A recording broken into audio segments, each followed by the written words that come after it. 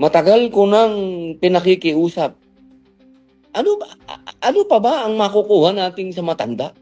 Yun po. Okay. Sir, sa pagkakaalam po ninyo, ano po ang estado ng kalusugan ng dating Pangulo ngayon? Ay, malungkot kasi nung nandun ako, alam mo marami tayong kaibigan doon eh. Bago pa man dumating ito, pwede kong sabihin na ako'y palagi na dyan sa Netherlands. Dahil hindi pa ako nagiging politiko, dyan na dapat kami mag-retire. Kaya ako nagulat sila, ba't nandun ako kagad? Kasi may visa ako. Alam nyo, marami tayo mga kababayan doon na taga doon na nagsasabi talaga. Yung iba ay may boyfriend pa doon sa loob ng kulungan. Talagang may nangyari na natumba si Digong.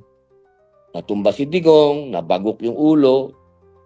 Alhamdulillah at walang nangyaring damage sa kanya.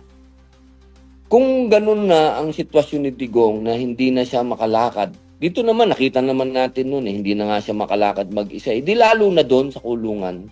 At doon po sa kulungan niya, solo siya doon. Hindi po yan parang kulungan dito sa atin na meron kang mga kasama. Hindi po, solo-solo. Parang solitary confinement nga po yan eh. Kaya minsan sa pang naglalabas, sa pang napakadelikado po para sa edad ni Digong. At ano pa ba naman ang aasahan natin? 81 na si Digong. Ano ba ang aasahan natin? Yun ho ang matagal ko nang pinakikiusap.